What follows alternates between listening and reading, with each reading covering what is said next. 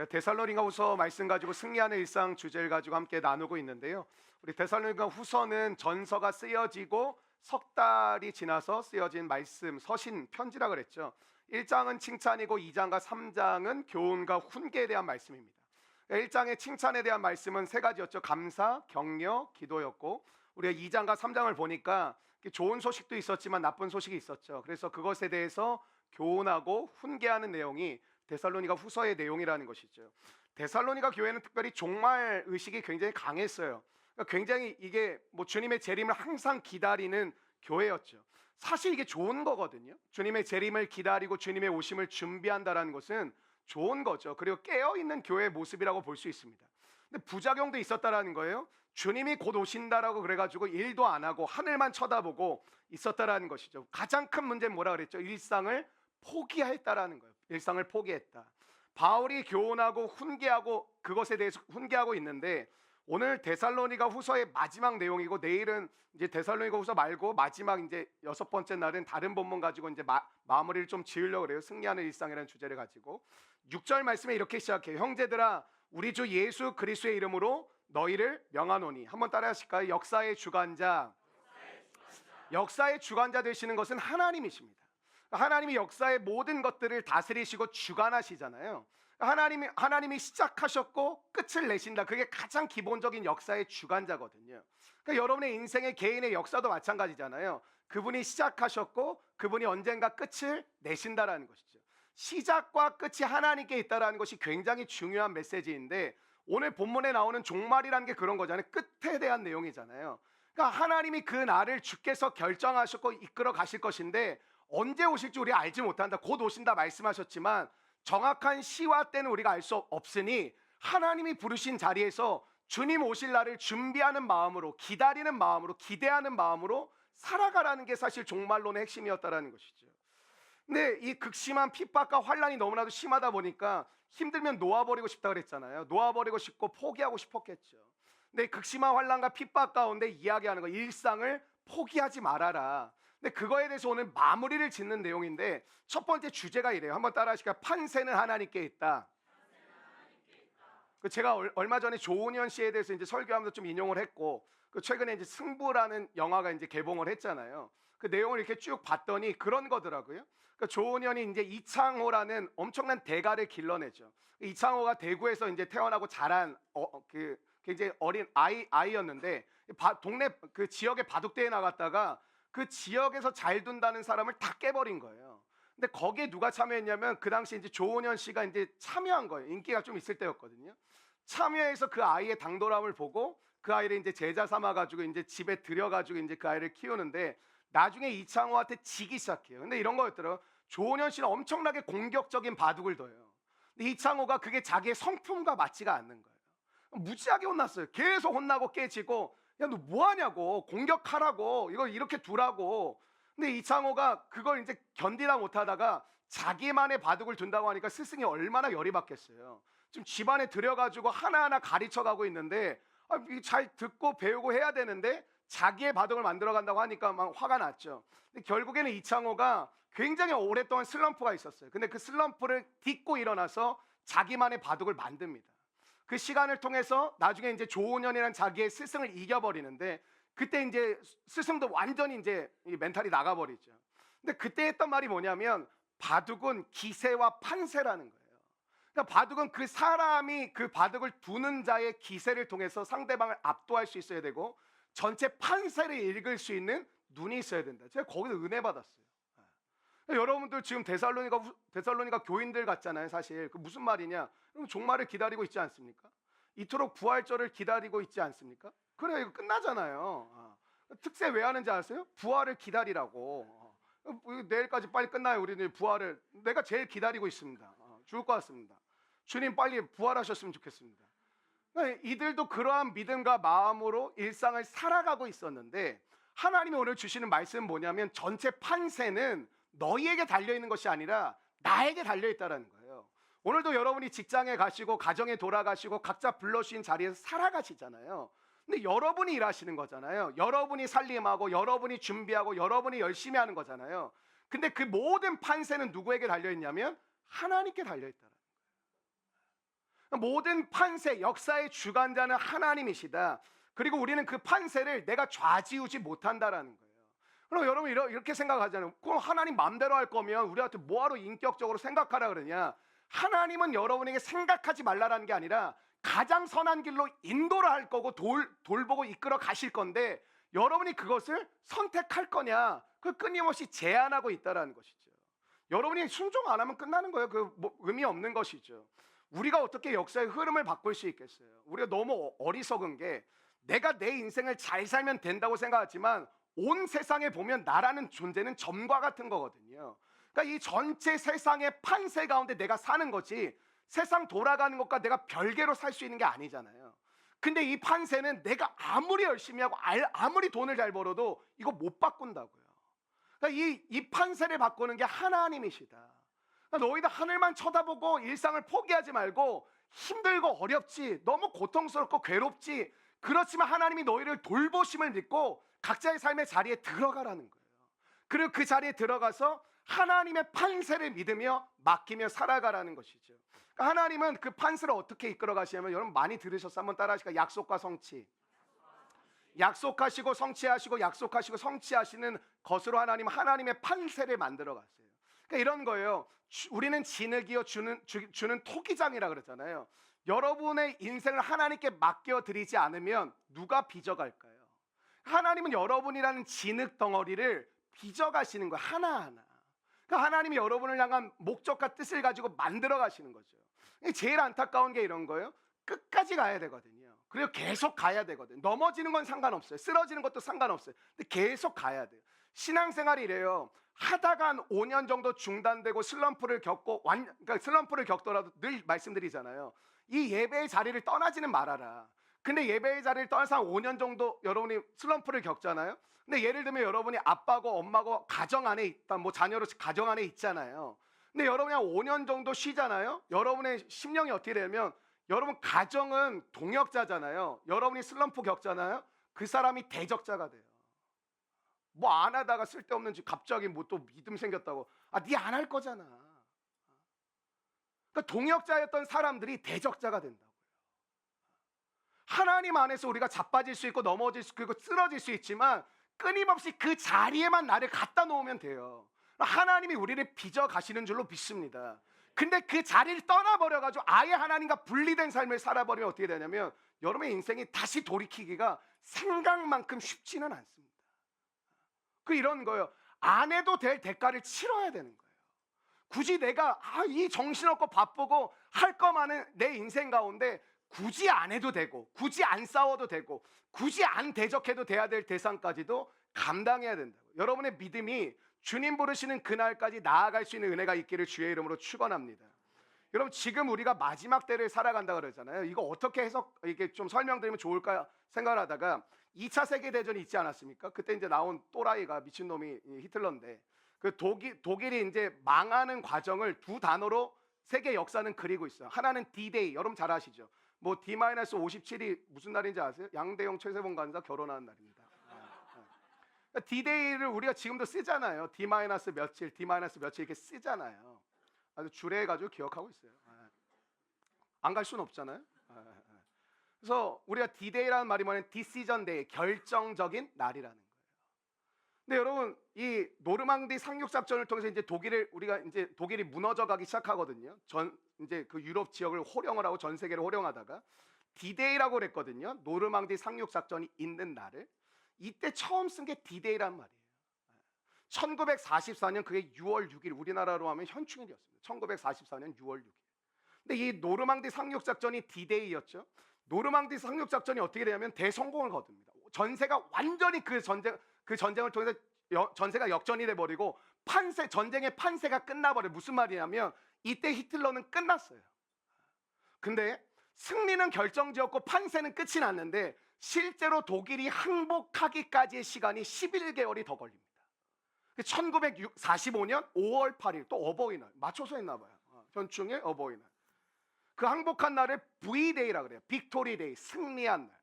그러니까 여러분 D-Day에 이미 판세는 끝난 거잖아요. 모든 승리는, 이게 전세가 역전이 됐어요. 판세는 뒤집어지고 결정이 돼버렸어요. 근데 실제 승리의 날은 언제냐면 11개월이 지난 1945년 5월 8일이었어요. 그날이 V-Day, 빅토리데이, 승리한 날이에요. 그럼 보세요. D-Day와 V-Day 사이에 11개월이라는 시간의 텀이 있잖아요. 이 승리가 이미 판세가 결정됐지만 승리를 완성시키는 날까지의 중간 과정이 있다고요. 마지막 때가 뭐냐면요. 예수님이 2000년 전에 유대 팔레스타인 지방에 인간의 몸을 입고 오셨습니다. 십자가에 달려 죽으심으로 오늘 죽으셨죠. 죄와 사망의 모든 권세를 물리치셨어요. 이게 D-Day. 이미 판세는 끝났어요. 마귀는 이미 멸했어요. 이미 마귀는 힘을 쓸 수가 없어요. 졌어요. 근데 우리는 뭐예요? 지금 V-Day를 향해서 가고 있는 거예요. 그 승리를 완성 지으러 가는 시간을 보내고 있어요. 그러니까 D-Day와 V-Day 있으니 독일도 잔당들이 남아 있었거든요. 히틀러는 뭐 이제 뭐가 쳤지만 이 잔당들이 남아서 계속 소소한 저항을 했어요. 지금 우리가 그런 거예요. 하나님이 마귀의 목을 쳤어요. 그의 심장을 다 부숴버렸어요. 근데 그 승리가 완성되어 가는 우리는 그 중간 과정을 보내고 있어요. 그래서 여러분 교회 좀 다녀보신 분들 아시죠? 구원이 뭐예요? 이미, 그러나 아직. 이미 우리는 우리에게 주어졌다. 그러나 아직 완성되진 않았다. 이걸 잘못 해석하시면 구원이 완성된 거 아니에요? 그게 카톨릭이에요. 우리는 이신층이 믿음으로 구원에 이른다고 믿지만 그들의 행함으로 구원에 이른다고 믿기 때문에 죽어봐야 하는 거예요. 오늘 우리는 믿음을 가지고 있으면 오늘 죽더라도 천국에 입성할 줄로 믿습니다. 여러분 마지막 때라는 건 뭐예요? 예수님의 초림부터 V-Day, 예수님의 재림하시는 그날. 그러니까 우리는 그 사이 언젠가를 어느 순간을 살아가고 있는 거잖아요. 이 중간 과정에 있고 우리에게 주어진 건 무엇이냐면 마지막 때, 그리고 우리 가운데 주어진 것은 승리라는 것이죠. 한번 따라 하실까요? 승리했습니다. 마지막 때의 특징은 뭐냐면 여러분 왜 이렇게 두려워하세요? 판세는 이미 끝났다니까요. 예수님이 2000년 전에 십자가에 달려 죽으심으로 모든 판세는 끝이 났어요. 승리는 여러분의 것인 줄로 믿습니다. 한번 인사하실까요? 승리하셨습니다.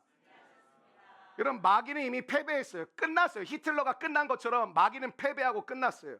그래서 우리의 싸움을 뭐라 그러죠? 무조건 이기는 싸움이다 이거. 왜? 판세가 끝났으니까. 아무리 마귀가 발광을 해도 판세는 안 바뀌어요. 잔당들이 여러분을 공격하고 여러분의 마음을 흩트릴 수는 있지만 여러분 아무리 발광해도 하나님의 구원이란 큰 판세는 뒤집을 수가 없어요. 그러므로 뭐예요? 따라 하실까요? 싸우면 이긴다. 지금 우리가 이걸 안 하고 있는 거예요. 싸우면 이기는 건데 싸우질 않는 거예요. 싸우면 열매 맺습니다. 이런 확신을 가지고 살게 되시기를 축원합니다.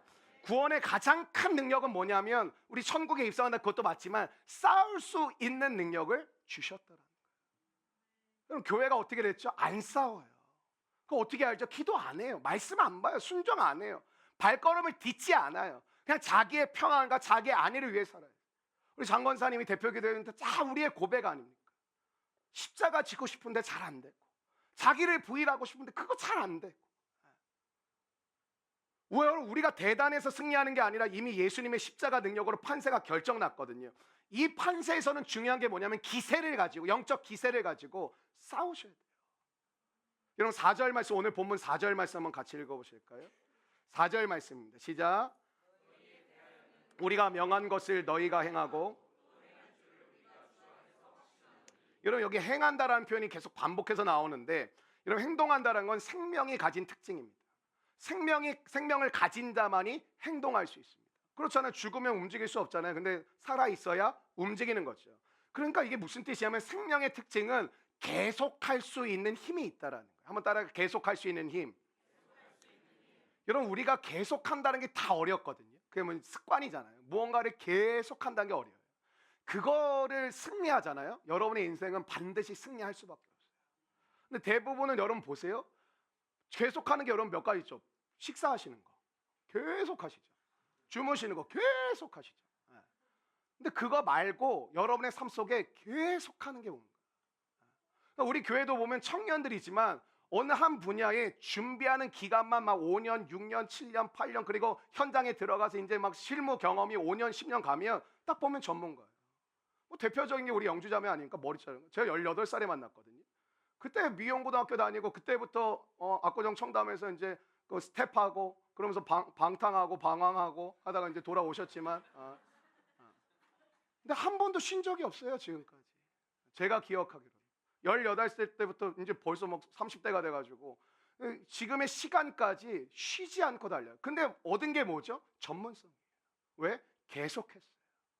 잘 몰라요. 뭐 영주하면 잘 자르니까 더 잘 자르는 사람도 있겠죠, 물론 잘하는 사람이. 근데 그거 비교할 필요 없어요. 나에게 주신 달란트 은사 가지고 가는데 그게 실컷 발휘가 되려면 계속할 수 있는 힘이 있어요. 여러분 생명이 없으면 계속 예배 못 드립니다.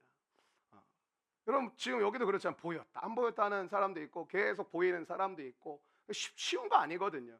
그래서 여러분 저는 이렇게 생각해요. 시간의 테스트를 받는다라는 게 정확해. 시간이 지나봐야 그 사람의 믿음이 진짜인지 가짜인지를 알아요. 근데 저는 시간이 옛날에는 한 1년 텀으로 보고 이렇게 판단해서 실수를 많이 했거든요. 제가 이제 보는 텀 한 5년입니다. 5년 정도 봐야 이 사람 조금 알고요. 한 10년 정도 지나봐야 이 사람 진짜인지 가짜인지 드러나요. 이런 특별 새벽 집회, 금요 성령 집회, 주일 예배 생명이 있으니까 계속할 수 있는 거지. 생명 없는 사람들은 중간에 나가 떨어진다고요. 그럼 무언가를 꾸준히 할 수 있다라는 게 생명력이에요. 생명력. 계속할 수 있는 힘, 계속할 수 있는 힘. 유재석하고 박진영이 TV에 나와가지고 뭐 프로그램 이제 하는데 그런 얘기. 둘이 공통적으로 얘기하는 게 하고 싶은 일을 하기 위해서는 한 가지 하고 싶은 일을 하기 위해서 9가지 하기 싫은 일을 끊임없이 해야 된다. 되게 공감 가더라고요. 선교도 생명이 없으면 한두 번 가다가 멈춰요. 전도 생명이 있어야 할 수 있는 거지. 여러분 전도를 못하는 게 안 하는 게 아니라 못하는 거지. 생명이 있어야 전도도 할 수 있어요. 생명을 주셨기 때문에 우리는 계속할 수 있는 것이고 계속한다라는 게 움직이는 거잖아요. 행동하는 거잖아요. 마귀는 근데 뭐예요? 낙심하게 만들어서 중단시키는 거예요. 여러분의 삶 가운데 모든 걸 다 회복하자라는 게 아니라 혹여나 여러분의 삶 가운데 주님 주신 마음과 비전이 있는데 멈춰 있는 것들 다시 회복되기를 주의 이름으로 축원합니다. 그건 꼭 일만 얘기하는 거 아닙니다. 기도도 그렇고 말씀도 그렇고 섬김도 그렇고 나눔도 그렇고 여러분에게 주신 비전과 마음을 나눌 수 있게 되기를 주의 이름으로 축원합니다. 여러분 데살로니가 성도들을 속이는 게 뭐였냐면 주님이 곧 오실 건데 야 이래서 뭐해. 야 힘들잖아. 우리 안 그래도 환난과 핍박 때문에 너무너무 살기 어렵고 신앙 지키는 게 장난이 아닌데 야 주님 곧 오신다 그랬으니까 우리 모여서 예배하고 그냥 말씀 보고 기도하고 같이 식사하고 교제하고 그러고 살자. 13절에 근데 바울이 뭐라고 얘기하냐면 형제들아 너희는 선을 행하다가 낙심하지 말라. 무슨 말이에요? 중단되지 말라라는 거예요. 계속하라는 것이죠. 계속하는 것보다 중요한 게 없습니다. 근데 여러분 아시잖아요. 계속해야 되는데 안 되시죠. 이유가 뭘까요? 내 힘은요 번아웃이라는 게 반드시 찾아요. 내 힘으로 하면 반드시 슬럼프가 찾아와요. 그러니까 여러분 내 힘으로 하면은 번아웃이라는 걸 넘어갈 수가 없어요. 그러니까 저는 이 그림을 드리고 싶어요. 출애굽기 3장에 하나님이 불로 임하셨죠. 떨기나무에 붙은 불로 임하셨는데 이런 떨기나무는 나중에 실제로 보실 날이 오겠지만 가시덤불 같은 거거든요. 그러니까 이렇게 땅에 여러분 불 붙으면 한 10초면 탑니다. 근데 어때요? 계속 타요. 가시나무가 뭔지 아세요? 모세고 우리예요. 근데 금방 타버리고 지속할 수 없고 계속할 수 없는 게 인간이에요. 근데 거기에 하나님의 불이 붙어버린 거 어때요?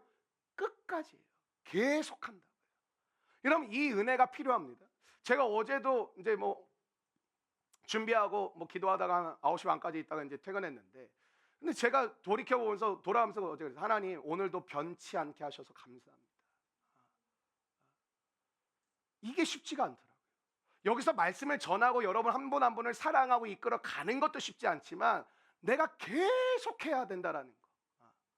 어제 같이 식사하고 이제 교제했는데 뭐 애들이 목사님 뭐 병상에 누워서라도 설교하셔야 됩니다. 협박을 하더라고. 나 은퇴 일찍 할 거라. 은퇴 못 합니다. 그러는 거예요.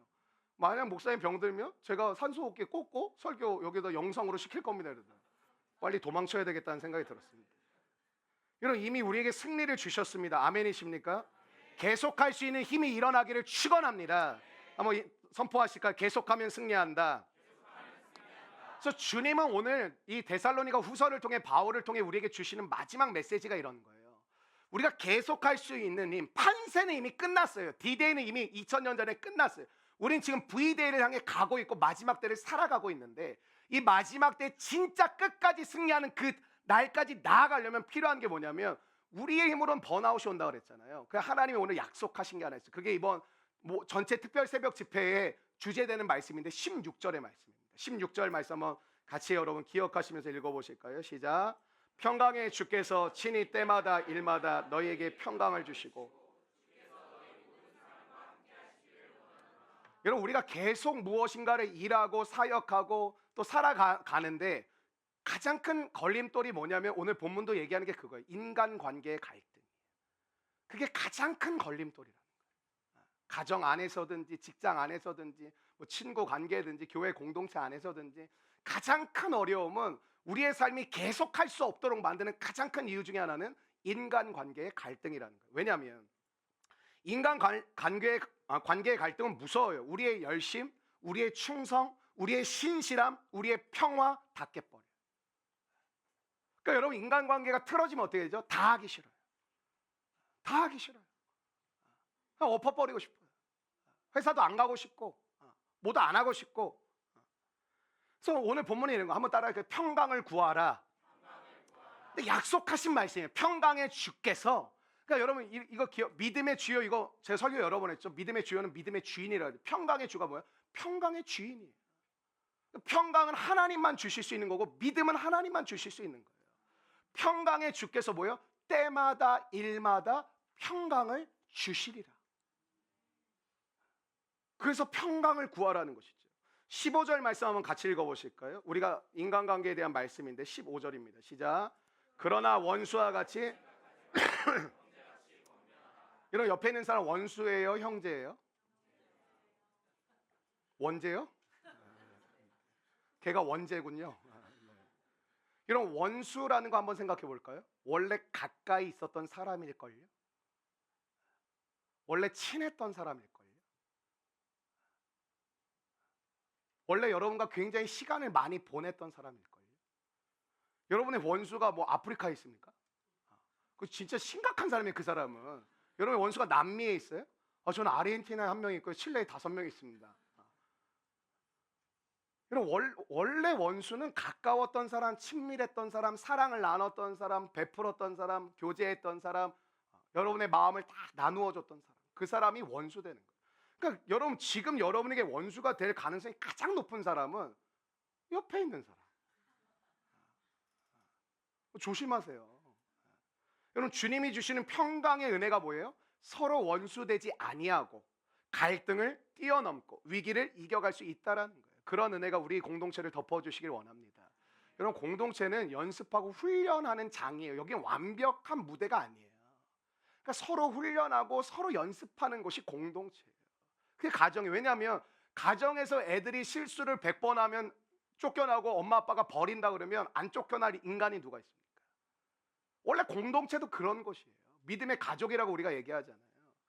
여러분, 예전에 TV에 그 천생연분이라는 그 할머니 할아버지 시골에 가가지고 이렇게 그 가족 오락관 같이 단어 맞추는 퀴즈를 서로, 그러니까 할아버지가 할머니한테, 할머니 되게 짤이 되게 많이 돌았거든요. 그 옛날에 되게 재밌었는데 천생연분이라는 프로그램이었는데 할아버지가 이제 할머니가 들고 있는 거예요. 근데 그거 뭐라고 적혀 있었냐면 천생연분이라고 적혀져 있었어요. 그러니까 할아버지가 이걸 어떻게 설명하려니까 할아버지가 순발력도 떨어지고 막 말도 잘 엉키고 막 그러시다가 할머니 고민하실 때가 할머니가 뭐야 막 이러는 거예요. 그래서 할아버지가 정신 차리고 이제 말했어요. 당신과 나 사이. 그랬더니 뭐라는지 왼수. 아니 네 글자. 평생 왼수. 할아버지가 치시더라고요. 이런 예수님을 팔 계획을 가지고 있는 가룟 유다가 있습니다. 예수님을 팔 거라는 것을 예수님이 아셨어요. 근데 배신자인 거 아시는데 예수님이 하셨던 행동이 뭐냐면 떡을 찍어서 가룟 유다에게 주셨어요. 먹으라고. 나를 팔아먹을 원수거든요. 여러분, 우리의 삶 가운데 예수님처럼 떡을 찍어서 나를 팔아버릴 거 알지만 줄 수 있는 은혜의 삶이 일어나기를 소망합니다. 여러분, 예수님 잡으러 왔던 대제사장의 종 아시죠? 말고라고. 근데 베드로가 칼을 잘 놀렸던 것 같아. 근데 어떻게 딱 쳤는데 오른쪽 귀만 싹 뱄어요. 근데 여러분, 말고는 지금 예수님을 잡으러 왔습니다. 예수님 죽이려고 찾아왔습니다. 근데 예수님이 모른 척 하셔도 되잖아요. 속으로 그냥 예수님 채통은 지키셔야 되니까 속으로 베드로 잘했다, 나이스 샷 뭐 이래도 되잖아요. 근데 예수님이 어떻게 하시냐면 그를 치유해 주세요. 원수가 아플 때 고치셨어요. 그 말씀이 누가복음 22장 51절인데 한번 같이 읽어보실까요? 시작. 이것까지 참으라 하시고 그 길을 만져. 한번 따라하실까요? 이것까지 참으라. 이런 베드로가 3번 부인하고 배신 때립니다. 부활하신 주님께서 배신한 베드로에게 직접 찾아가셨어요. 베드로가 찾아온 거 아니에요. 그리고 우리 예수님은 먹을 줄 아셨죠. 숯불에 생선을 구워서 주셨어요. 여러분, 우리가 이거 따라하라는 거예요. 여러분, 말씀을 듣고 예배를 드리면 여러분의 삶 가운데 변화되는 걸 제가 옆에서 느끼겠더라고요. 뭘 느끼냐면 생각들이 막 바뀌시더라고요. 마음이 막 바뀌시더라고요. 근데 아쉬운 것은 생각과 마음의 변화에만 머물러 계시더라고요. 뭐가 필요하죠? 알면서 삶으로. 여러분, 예수님 십자가에 달리실 때 예수님의 그 당시 옷이 제산이라 그랬잖아요. 옷을 제비 뽑아 추첨해서 나눠갔던 군인들을 보면서 예수님이 막 침 뱉고 아이씨 막 이러지 않았어요? 주님, 저들의 죄를 용서하여 주옵소서. 쉽지 않죠, 물론. 그게 이거예요. 그러나 원수와 같이 생각하지 말고 형제같이 권면하라. 저는 구약에 보면 이 삶을 대표적으로 살았던 사람이 이삭이라고 생각합니다. 에색, 신나. 여러분, 물은 생명이에요, 그 당시에. 그리고 물 판다고 다 우물 나오는 거 아니에요? 근데 블레셋이 와서 다 빼앗아 갔어요. 근데 뭐냐면 빼앗겨요. 그게 그리스도인이에요. 빼앗겨요. 그 르옷못을 파고 대적도 사라졌는데 이제는 하나님이 괴롭히세요. 야, 떠나자 그러는 거예요. 하나님, 간신히 얻은 우물이고 이거 이제 파서 이제 여기서 좀 먹고 살라 그러는데 뭘 어딜 또 갑니까? 주님이 부엘세바로 가라 그래요. 부엘세바는 어떤 지역인지 아세요? 사막이에요. 말이 안 되잖아요. 지금 간신히 우물 2개 뺏기고 3번째 파가지고 이제 좀 자녀들하고 먹고 좀 여기서 좀 휴식도 하고 안식도 좀 하려고 하는데 주님이 옮기자라는 거예요. 장난하는 것도 아니고 진작에 옮기시든가. 다 파고 난 다음에 왜 옮기라는 거예요. 근데 이삭이 그 말씀을 듣고 생각에 머물러 있지 않고 행동으로 옮겨요. 그리고 부엘세바에 가요. 근데 그거 아세요? 부엘세바는 사막 기후이기 때문에 절대 물이 나오지 않아요. 근데 그곳에서 7개의 샘 물줄기가 터져요. 전 이렇게 표현하고 싶어요. 하나님의 압도적인 축복. 제가 어제 밤에 기도하면서 어제 밤에도 막 우리 간사님 한번 오셔서 기도하는데 그 소리가 저한테 막 격려 같더라고요. 막 힘이 되더라고요. 얼마나 열정적으로 기도하시는지 그냥 목양실도 들려요. 근데 기도 내용은 안 들리더라고요. 사다리 타고 이렇게 들어보려고 그랬는데 참았어요. 근데 막 그 기도 소리가, 그 간절한 부르짖음이 막 내 마음에 막 와닿더라고요. 저도 기도했어요. 하나님, 압도적인 축복을 부어 주시옵소서. 그 성도만, 그 간사님만 위해 기도하려고 하다가 걸려서 기도 몇 명 했어요. 여러분, 하나님의 자녀가 된 우리에게 정말 중요한 것이 좋은 습관을 가지는 거예요. 좋은 습관 왜 안 가져지냐면 어려운 기간을 지나야 좋은 습관을 가질 수 있거든요. 근데 대부분 어려운 기간을 지나지를 못해요. 여러분, 톰 라이트라는 신학자가 있는데 우리 신학하는 사람들에게 톰 라이트 엄청 유명한 사람이에요. 뭐 톰 라이트, 이 사람 뭐 기독교 강의를 쓴 존 칼빈과 비스무리하게 요즘 현대 신학자 중에 굉장히 영향력이 강한 사람인데 영성을 표현할 때 이렇게 표현하더라고요. 제2의 천성이라고 얘기해요. 무슨 말인가 봤더니 타고난 천성이 있다라는 거예요. 여러분 그러시죠. 저는 원래 그래요. 제 원래 성향이 그런 것 같고 성품이 그런 것 같아요. 그 틀린 말 아니라고 생각합니다. 근데 그리스도인에게는 제2의 천성이 있다라는 거예요. 무슨 말이냐? 우리 그리스도인은 타고난 천성뿐만 아니라 제2의 천성을 갖도록 훈련하고 연습해야 한다. 뭐예요? 그리스도를 닮은 성품, 그리스도를 닮은 능력, 그리스도를 닮은 관계. 우리가 하나님을 끊임없이 쫓아가려는 삶을 살아가려고 할 때 중요한 것이요, 작은 믿음이라 할지라도 믿음을 살아보려고 하는, 헌신을 살아보려고 하는 마음으로 말씀을 보시고 순종해가는 그 훈련이 여러분에게 주는 축복이 뭔지 아세요? 한번 따라해 줄까요? 거룩한 욕망. 여러분 안에 육체의 욕망이 아니라 거룩한 욕망이 마음 가운데 회복이 돼요. 여러분에게 거룩한 욕망을 주실 때 나타나는 심리적인 현상이 하나 있습니다. 뭐냐면 아까웠던 게 아깝지 않습니다. 어제도 우리 한 형제가 식사를 다 우리 아침 먹는다는 얘기 듣고 본인은 출근해야 돼가지고 너무 멋있어. 카드를 주고 왔어. 그럼 우리는 도전 정신이 생기잖아요. 한도가 어디까지일까? 밥 먹고 가자 했더니 또 이제 뭐 이렇게 좀 가야 돼요 그러더니 밥 사준대 그랬더니 다 가 갑자기.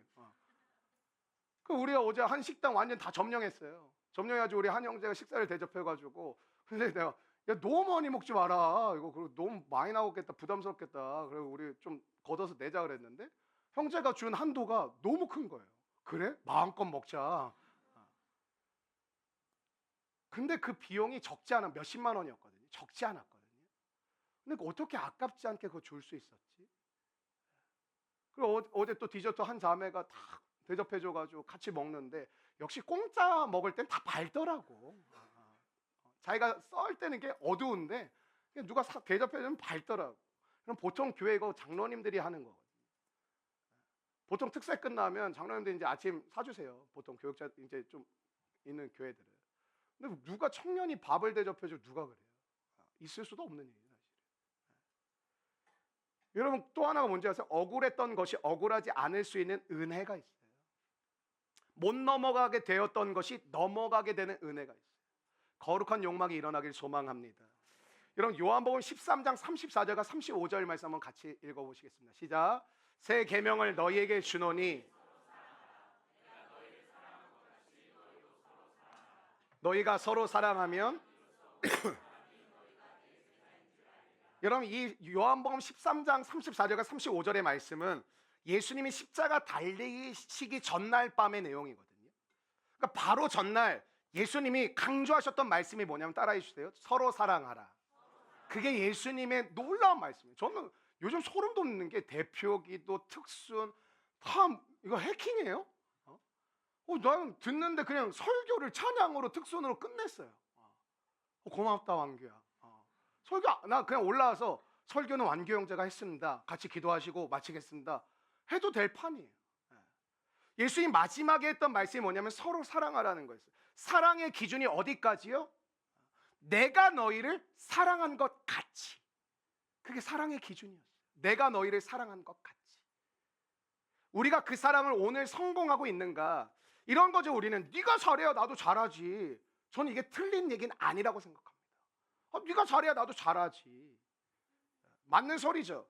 근데 오늘 이 요한복음이 강조하는 건 이런. 그러나 그럼에도 불구하고 우리의 삶의 기준이 상대방으로 말미암아 무너지지 않게 하라. 그게 요한복음의 말씀이에요. 상대방의 행동과 상대방의 말과 상대방의 모습과 상대방의 표정 때문에 오늘 내게 주신 그리스도의 기준이 무너지지 않게 하라. 여러분 예수님이 제자들 사랑하신 거 실패하셨습니까? 말 더럽게 안 듣고 배신할 거 아셨지만 예수님께서 말씀이 이렇죠. 자기 사람을 사랑하시되 끝까지 사랑하십니다. 여러분 배신에 대한 예수님의 반응이 너 그럴 줄 알았다 내가. 넌 그런 놈이야. 그렇게 말씀하지 않으셨어요? 예수님의 반응은 끝까지 사랑이었습니다. 그럼 우리는 어디까지 허용을 할까? 이런 것 같아요. 내 기분이 허용될 때까지. 내 느낌이 허용될 때까지. 내 이해가 허용될 때까지. 거기가 우리가 사랑할 수 있는 마지노선인 거예요. 우리가 한계가 있는 인생이지만 우리가 가진 믿음을 가지고 나아갈 때 더 사랑할 수 있는 힘을, 더 인내할 수 있는 능력을, 더 품어낼 수 있는, 받아들일 수 있는 용량을 하나님이 허락하시는 겁니다. 여러분 용량 부족하지 않으십니까? 여러분 초기 기독교 400년의 역사는 굉장히 고난과 핍박과 환난 그 자체였습니다. 그러니까 로마의 박해가 그리스도인에게 어떻게 다가왔냐면 차마 입에 올리기도 힘들 표현이에요. 사자바보로 사람을 던졌습니다. 끓는 가마에 기름을 붓고 기름을 팔팔 끓인 다음에 사람을 넣고 튀겨 죽였습니다. 톱으로 켜서 죽였습니다. 400년 동안 이러한 엄청난 박해가 쉬지 않고 끊임없이 이루어졌습니다. 근데 다른 관점으로 보니까 초기 기독교 그 400년의 시간은 최고의 번성기였고 최고의 부흥했어요. 최고로 부흥을 했어요. 초기 기독교 신자들이 가지고 있었던 부흥이 왜 일어나냐면 그들이 가지고 있었던 그들만이 있었던 삶의 형태 때문이었어요. 무슨 말이냐? 그리스도인들이 예수님을 만나고 난 다음에 이전에 살아왔던 삶의 방식과 습관이라는 관성을 버리고 그리스도를 본받아 그리스도를 따라가려 했던 거룩한 삶의 훈련과 연습이 전혀 새로운 삶의 양식과 형태를 만들어냈어요. 어떻게까지 일어났느냐? 그들을 죽였던 간수들과 그 군사들도 회개했다라는 기록이 있어요. 왜?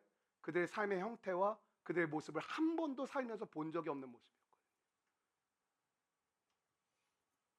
여러분, 오늘 우리 삶 속에 예수님 때문에 삶의 기준이 달라진 줄로 믿습니다. 우리 계산하잖아요, 솔직히. 요 정도, 저 사람은 요 정도까지, 요 사람은 여기까지, 저 사람은 요거밖에 저 사람 여기까지밖에 안 돼. 우린 요 정도까지 사랑해야지가 아니라 주님을 본받는 삶, 원수까지도 사랑하셨던 그 삶을 닮아가는 은혜가 임하기를 원합니다. 인간관계의 갈등이라는 우리 삶의 가장 어려운 문제까지도 넘어가게 하시고 이기게 하시는 은혜를 누리는 삶이 되길 축원합니다. 여러분, 이제 우리는 십자가의 은혜로 주님께서 원하시는 모습까지 나아가는 것, 그게 우리 삶의 목적이 되었어요. 우리 삶을 통해서 주님의 영광이 드러나고 주님이 보여야 한다라는 것이죠. 주님이 보여야 한다. 그렇기 때문에 뭐예요? 끊임없이 우리 훈련해야 돼요. 어떤 목사님들은 훈련에 대해 굉장히 부정적인 분들도 많아요. 맞아, 훈련 전에 은혜가 있어야 돼요. 훈련 전에 하나님과의 만남이 있어야 돼요. 훈련 전에 하나님의 임재를 경험해야 돼요. 아무나 훈련 받을 수 있는 거 아니에요. 근데 저는 훈련이 꼭 필요하다고 생각하는 사람이에요. 왜냐? 오늘도 우리는 끊임없이 자기 중심성이 눈만 뜨면 올라오거든요.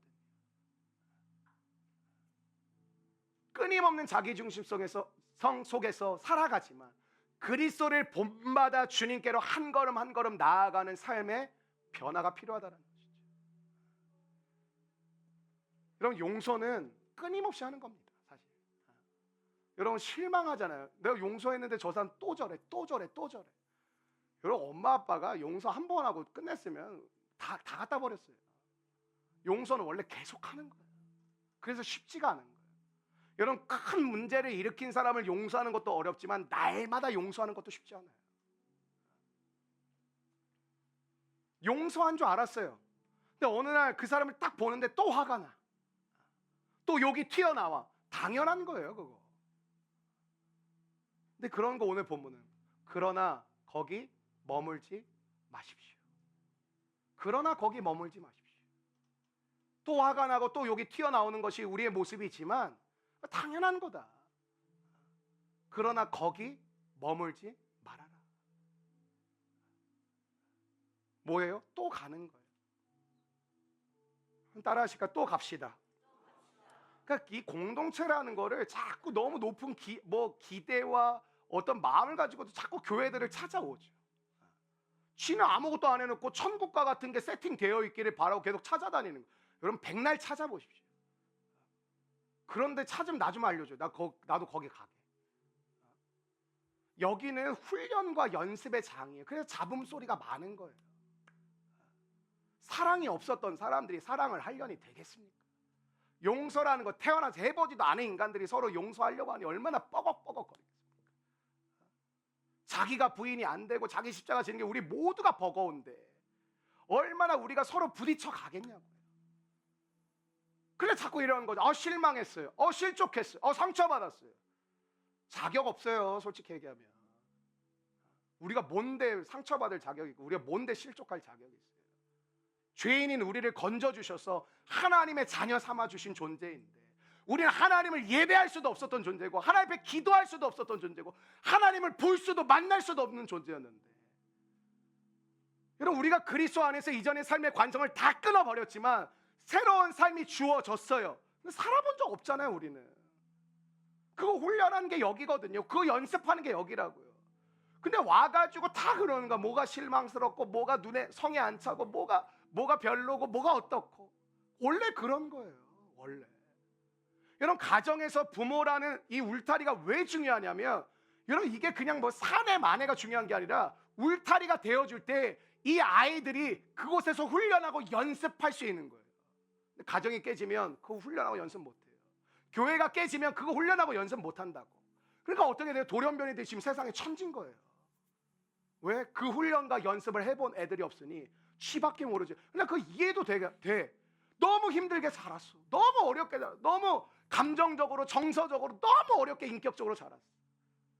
그 자기밖에 모르지. 사랑이 돼, 인내가 돼, 서로 기뻐할 줄 알아, 섬길 줄 알아, 나눌 줄 알아, 도울 줄 알아, 희생할 줄 알아, 헌신할 줄 알아. 아무것도 할 줄 몰라요. 왜? 그 훈련과 연습이 가정과 교회에서 끊임없이 이루어져 가는 사람들이 빚어져 가는 거거든요. 저도 그것 때문에 굉장히 고통스러워요. 계속 무한 반복하는 것 같아요. 또 하고 또 하고 똑같은 거 또 해야 되고 또 해야 되고 또 해야 되고 끊임없이. 여러분 데살로니가 후서를 급한 마음에 썼던 사도 바울의 마무리는 하나예요. 한번 따라해요. 하나님. 사도 바울이 이런 얘기 저런 얘기 쭉 하지만 결국 마무리는 뭐냐면 하나님이에요. 우리의 일상이 승리하는 일상이 될 수 있는 유일한 비결은 딱 하나. 하나님. 오늘 새벽을 깨우는 우리의 목적은 단 한 가지가 되기를 원합니다. 하나님을 바라보고 하나님을 높이고 하나님을 찬송하고 하나님을 의지하고 하나님께 모든 것을 맡길 수 있도록 불러주신 줄로 믿습니다. 여러분의 일상이 하나님으로 가득가득 채워지는 은혜로 말미암아 여러분을 통해 하나님의 영광이 드러나고 여러분을 통해 하나님을 보게 되는 은혜의 삶이, 승리의 일상이 여러분의 삶 속에 우리 믿음의 공동체 가운데 충만하게 이루어지기를 주의 이름으로 축원합니다.